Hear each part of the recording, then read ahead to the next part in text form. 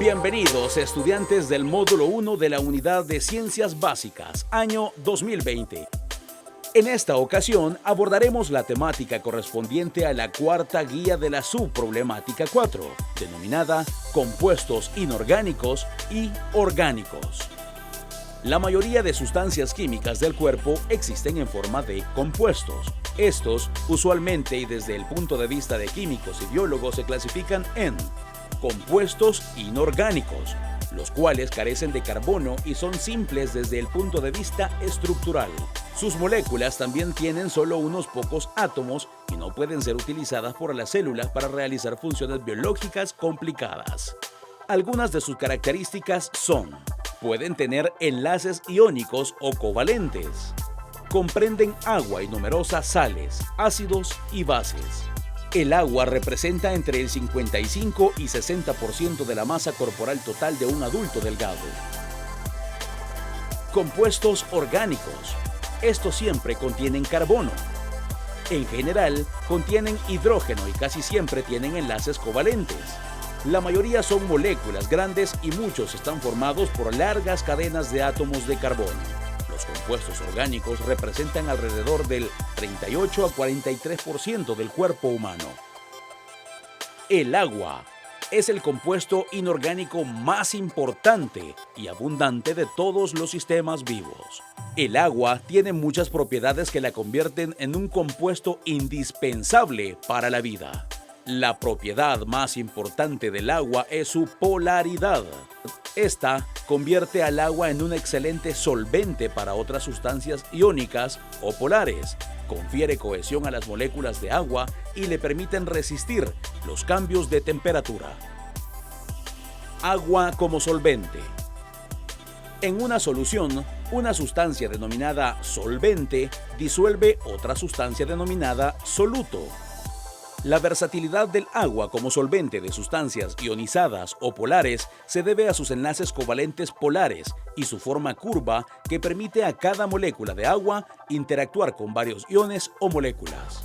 La capacidad del agua para formar soluciones es esencial para la salud y la supervivencia. Como el agua puede disolver tantas sustancias diferentes, es un medio ideal para las reacciones metabólicas. El agua también disuelve los productos de desecho, lo que permite su eliminación por la orina.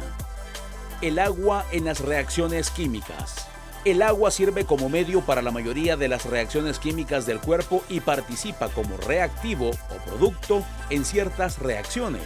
En la digestión, las reacciones de descomposición rompen grandes moléculas de nutrientes en moléculas más pequeños por el agregado de moléculas de agua. A esto se le llama hidrólisis. Estas reacciones permiten la absorción de los nutrientes de la dieta.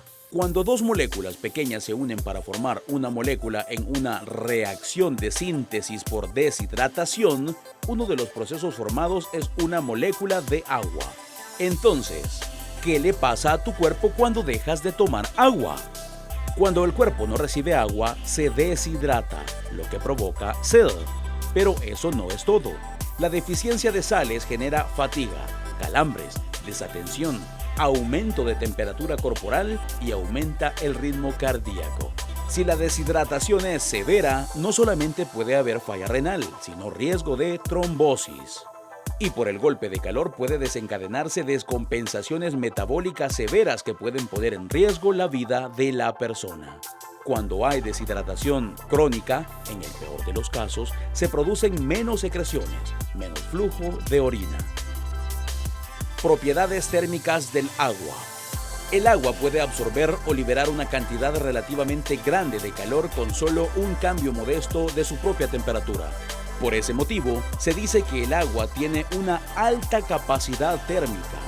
Esta propiedad se debe a la gran cantidad de enlaces de hidrógeno del agua.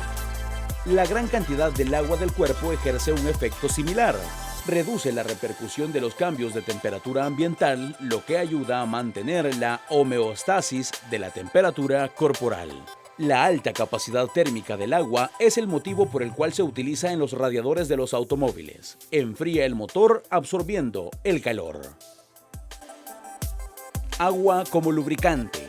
La lubricación es especialmente necesaria en el tórax, cavidades pleurales y pericárdica, y el abdomen, Cavidad peritoneal, donde los órganos internos se tocan y se deslizan uno sobre otro. También es necesaria en las articulaciones donde huesos, ligamentos y tendones se frotan entre sí.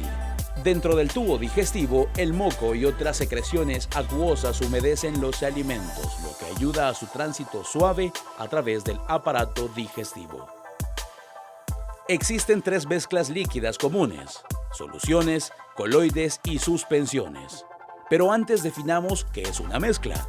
Una mezcla es una combinación de elementos o compuestos que están combinados físicamente, pero no unidos por enlaces químicos.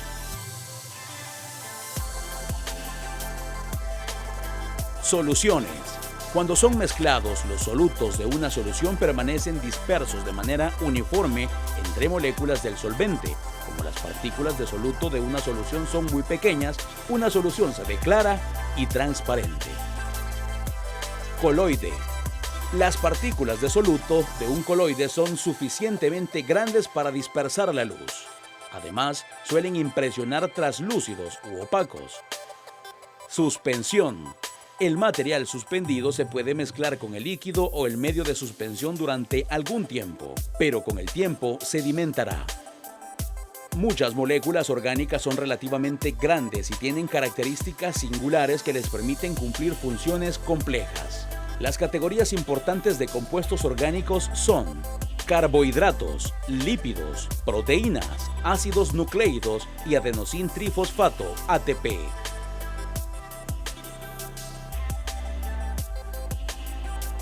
Carbono y sus grupos funcionales. El carbono tiene varias propiedades que lo tornan particularmente útil para los organismos vivos. Puede formar enlaces con uno o miles de otros átomos de carbono para producir moléculas grandes que pueden tener muchas formas distintas. Debido a esta propiedad del carbono, el cuerpo puede formar muchos compuestos orgánicos diferentes, cada uno de los cuales tiene una estructura y función única.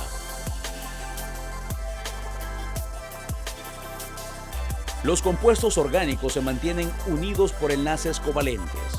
Un enlace covalente entre 2 átomos se produce cuando estos átomos se unen para alcanzar el octeto estable. El carbono tiene 4 electrones en su capa más externa, o capa de valencia, en la que se puede unir covalentemente con diversos átomos de carbono, incluidos otros átomos, para formar anillos y cadenas ramificadas.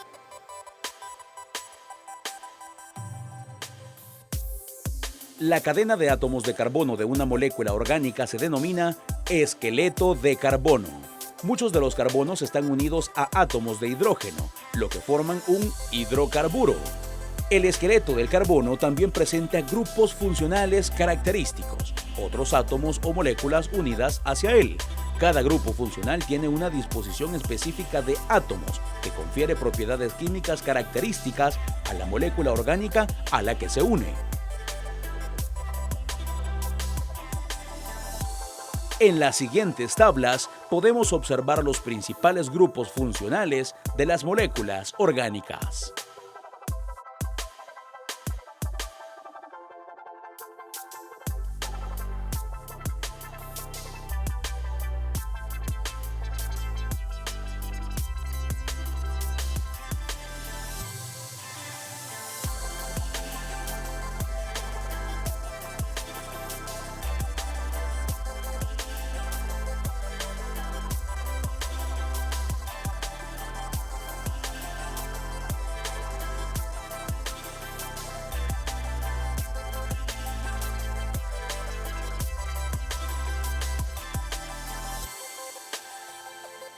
De esta manera damos por concluida la guía 4 de la subproblemática 4.